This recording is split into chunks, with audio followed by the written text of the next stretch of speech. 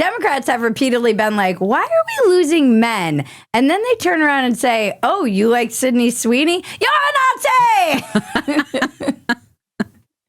Nazi propaganda! Nazi propaganda. Men are now all Nazis for liking boobs, and saying that will surely get them back to the Democratic Party. I knew it. I'm surrounded by assholes. Now that the Sydney Sweeney news cycle is over, just kidding. The left is still flipping out about this shit. I thought it would have been over in like 5 minutes by the time that we were launching this video on our last one on Tuesday. I thought this would have already been out of the news cycle because that's normally the way it is with our show. It's that, and so I think we should just milk the boobies. Mama! All right. I was worried for a moment Democrats would learn from this past election and I would be out of a job. They were a little bit quiet at first. And no, they didn't learn a thing. Actually, they're doubling down. Good genes passed on to offspring? That American Eagle ad with Sydney Sweeney is literally overt eugenics. I know you don't want to hear this, but if you want to talk about how that ad is promoting eugenics, which it absolutely is, we also have to talk about how choosing not to wear a mask when you can during an ongoing pandemic, because you're okay with a certain subset of people, primarily disabled people of color, dying for your own comfort, is also eugenics. Sydney Sweeney is the gift that keeps on giving. She's like Helen of Troy. She's the face that launched 1,000 news cycles. And now all of these TikTok clips started bubbling to the surface of the mainstream online going viral. There was one clip in particular that was really making the rounds because it was actually beyond parody. Somebody had a comment, I think it was Sasha Stone, right? She said, this is a kind of sketch Saturday Night Live should make, but they don't have the balls to. It's a woman who's calling the American Eagle call center to complain about eugenics. I was like, how do I even describe this to normies? So let's take a look at what some of the stuff that this lady's saying. Let the real you shine. Para continuar en español, por favor presione el 1. Pour continuer en français, appuyez The balls to have this in so many languages. Why are there balls to have this in so many languages? How can I help today? Hi, first I just want to let you know I record all calls that record me, so I am also recording. I am a marketing student and was wondering if I could speak to someone who could maybe give me some insight. I love the opening line. Like, from a film perspective, this is a great opening line. I'm hooked. She should have actually started there, not with that weird language thing. Why is there balls? I really want to know exactly why she thinks the balls. That wasn't. What do you think? I think it's because it means they're trying to show how diverse they are, and like, how dare they? Because this is such a racist ad. Like, that was my impression of it. I wish my brain was this broken. Life would be so much easier for me. But that opening line of like, I'm recording you because I record anyone who's recording me, and I'm a marketing student. Like, okay, go on. Tell us. I am a marketing student and was wondering if I could speak to someone who could maybe give me some insight as to what estimated return on investment there has to be willing to use white supremacy and eugenics as your marketing campaign. On a marketing campaign? Yes, I recently saw American Eagle's eugenics marketing campaign where they used that white blonde girl and talked about how good her genes were in a time where racism is rampant in the U.S. and we're imprisoning non-white people in camps. She cut out the word concentration. Right. Because she didn't want to get suppressed. Yeah, because they don't want people talking about the Uyghurs.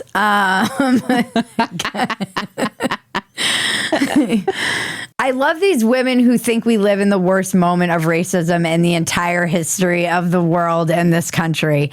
I do think that the internet in general should demand that any one of these women show us their passport, because you clearly haven't left the country if you actually believe that we are racist in America in ways that they are not in other countries. If you go to any other country, you will realize they are very racist and also very comfortable with being racist. They don't give a that they're racist. In fact, they embrace it. And maybe it's not so much racism as xenophobic, but they're not even shying away from it. And it's so funny to call other countries and talk about this stuff too. They're so much more racist than we are.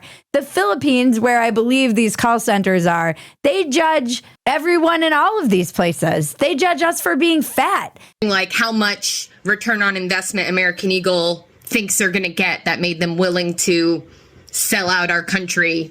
Honey, white supremacists. Honey, the return on investment has already been laid bare for all of us to see. No pun intended. Trading was up like 169%, 69, hey-o, and they were up like $500 million. It's clearly worked for them. Sydney Sweeney has very Keynes. I also love the fact that you're calling someone at a call center to talk about this and answer these questions for you. It's called ChatGPT. Why don't you ask your computer or Google? Why are you asking this poor woman? Oh, it's because it's a performance for you so you can pull your weird faces at the camera. I see. Thank you for taking time to share your feedback. If you would like to leave a feedback based on our... I love the idea of her just like flipping through her scripts. Like, if you would like to leave some feedback on that, she's just looking furiously and she's like signaling one of her friends to come over and another one. And she's like, get a load of this, bitch. Or the promotion today. Uh-huh. You can visit our AE please visit our feedback button on AE.com. Okay. To provide your feedback directly to our team. Okay. So there's no way to, as a student, I can't learn about when eugenics makes sense in marketing. No one on the marketing team can talk to me about that. Since we are focusing on online purchases, we are not able to. Okay, is there a way I can call like the business headquarters or something? You're breaking up. Sorry.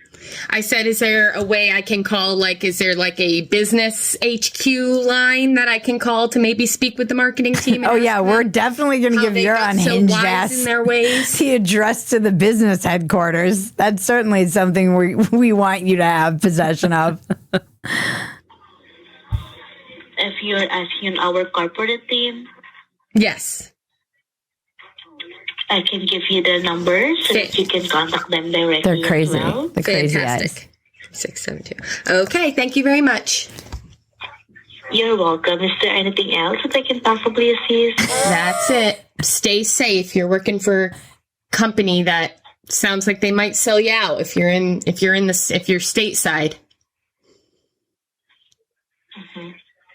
I appreciate that. Thank you so much again. It's my favorite thing. Thanks. I appreciate that. Like, how are you going to respond to that? If you're stateside, they're going to sell you out if you're stateside. This poor woman who's working in some call center in another country, working for minimum wage, whatever she's getting paid, is being harassed by some awful. For those of you who don't know, awful is slang that they often use on the internet to talk about the people who are destroying America and democracy. And it's a fluent white female liberal.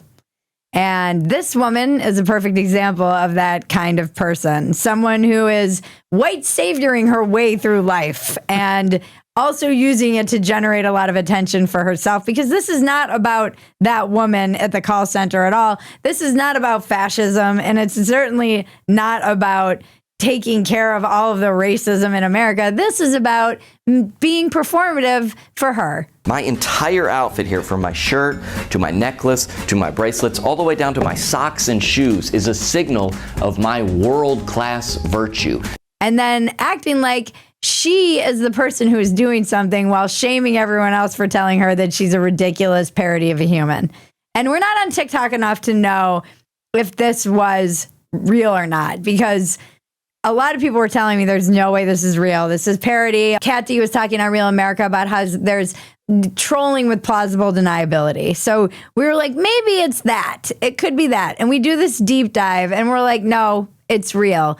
She is definitely a real person. She is committed. She's committed to this cause And it's actually, she calls her state representatives. Apparently, she's expanding her brand to call your reps, meaning call your call center reps. And she's too angry fighting with people in her mentions. But I didn't need any of that information to know that this was not a parody, because she's got cluster B eyes and there's no faking that. She looks like she has a personality disorder or bipolar. Like you can't fake that kind of like, You could fake it, I guess, but you'd have to be really committed to the bit. And she's got it in her. She's got that personality disorder that you can spot from a mile away if you've been around it in your lifetime. I just love that these women, these awfuls, will be the first people to get in line and kill a special needs baby if they don't want it, and then scream about eugenics. You started eugenics!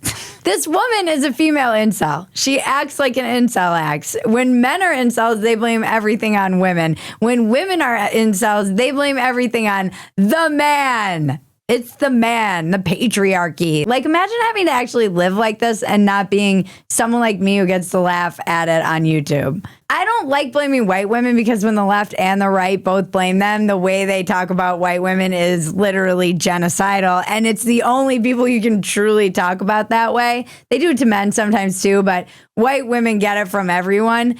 But honestly, who else is doing this shit?